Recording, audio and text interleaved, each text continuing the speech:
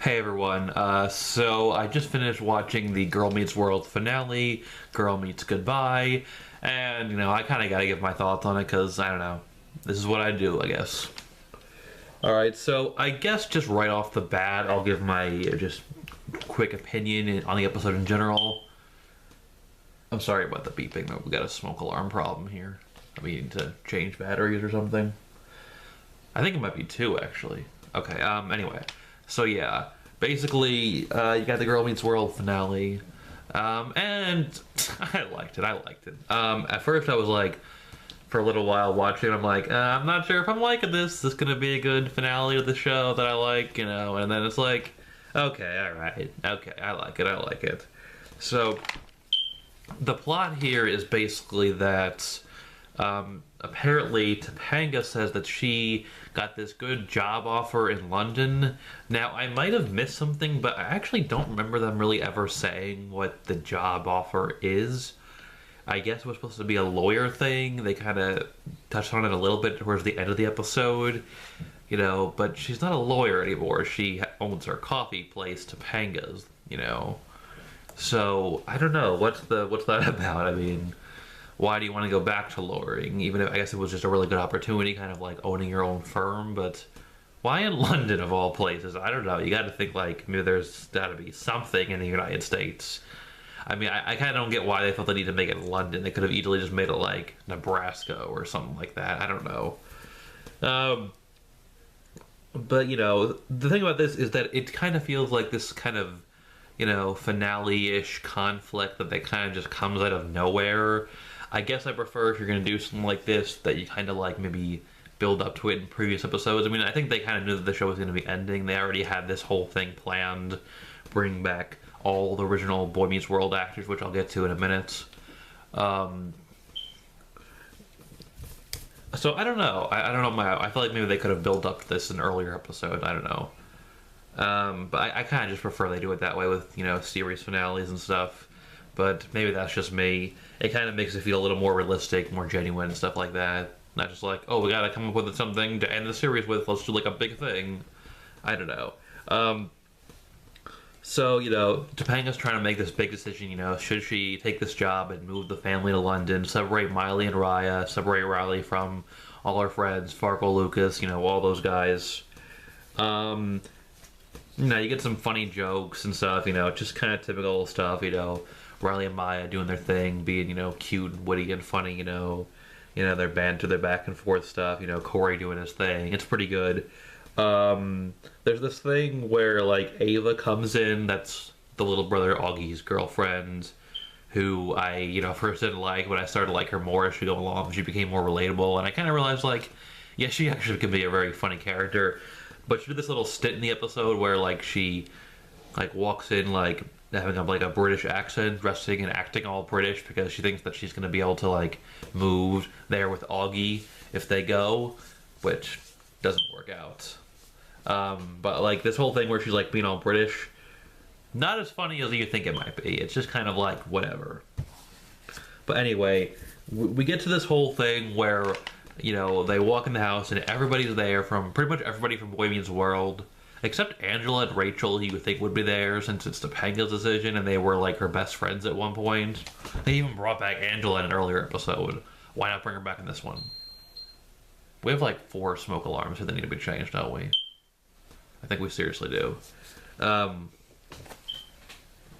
Okay, so you got everybody back, and okay, I knew this was going to be coming. They talked about it for a while. I've seen it like news stories about this, but it's just it's okay. It's the Boy Meets World fan service I've complained about several times with this show. It wouldn't be so bad, but some parts of it do feel a little bit forced. Kind of just doing it because oh, Boy Meets World fans watching, they gotta see everyone back, and I'm sure people will like it. If you like it, that's nice. But for me, like, it's fine, but parts of it do feel a little bit forced. Why do you need to bring everyone there, or why, or some people you think would be key missing, like maybe, like, I know Topanga wasn't extremely close to her parents, like, when the show ended, but, like, maybe, bring them around for something like this, but you say no, because it's not really about being, realistic to how the plot would be, like, it's just more about, like, I remember those guys, that sort of thing. They even had this one thing that's kind of really stupid, where I do remember reading that they said in these news stories that when they were doing this episode, they were going to be bringing back both Avas. I'm sorry, not both Avas, both Morgans. That's Corey's little sister. Never really a big character on the original show. Kind of in the first season, but not much after that. They had two different actors who played her, one in the first season and a different one after that, and they bring back both. But it's literally just like both of them sitting there right next to each other. I guess I wasn't sure how are they going to do this, but it's literally just both of them, and it's literally like in this world there are two Morgans, and storytelling-wise, it makes literally no sense at all. And they make a joke out of it, and some of it is a little funny, and the stuff with her where she's like talking to Augie, it's kind of sweet and stuff, but it's still just kind of distracting because it's like, I'm wearing a Snuggie, by the way. It's still just kind of distracting because it's like, why are there literally two Morgans? That makes no friggin' sense. Alright, okay, but let's talk about the good stuff that comes in a little later on. You get these kind of, nice things, because of course they bring Sean back. And, there's this sweet little moment with him and Maya that, develops that relationship. That's nice. Get some more nice humor. Some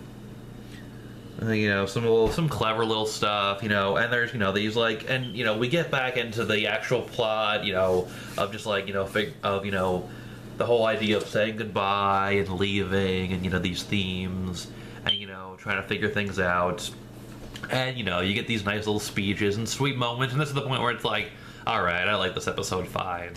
Some of the stuff for a little while was bothering me, but this is kind of the point where it's like, alright, maybe I'm just being forgiving because, it's the finale of the show that I like, but, they do some good stuff as they go along. If I can go on one more rant, this kind of reminds me of this whole problem they've been having lately, like how they barely address the whole thing, like how Riley is supposedly dating Lucas now, and they actually do acknowledge it a little later in the episode, but there's part of it where it kind of makes me think of that again. It's like, why did they barely address this since it's happened, but that's more of a problem with the show in general, I guess, at this point, than with this episode in particular.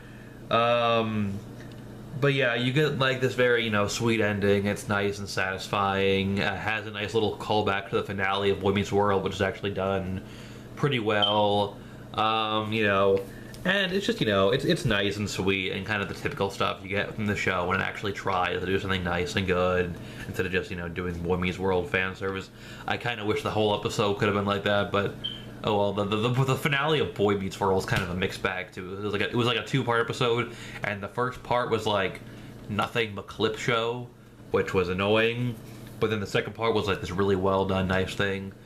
Although this one, it feels a little more forced, and I think it's like, I don't blame them. I blame Disney for making them cancel the show. I was actually just reading earlier today that Michael Jacobs, the creator or the co-creator, wanted to go on for like at least one more season. He said he wanted to do 4 seasons, so it is unfortunate, and maybe that's why in some ways the finale didn't turn out quite as good as it could have been, but I still liked it.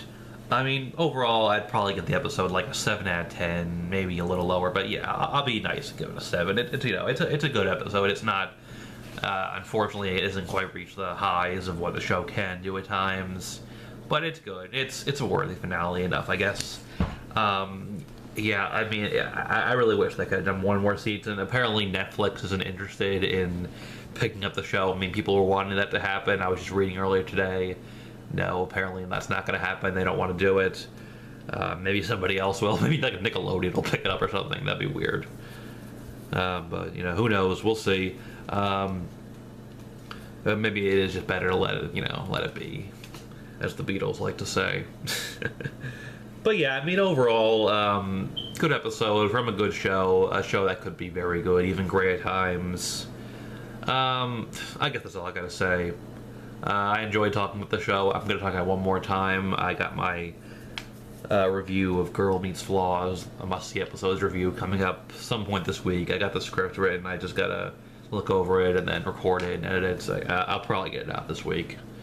So yeah, I guess that's all I gotta say. Last vlog on Girl Meets World, I guess, and thanks for watching, everyone. Bye.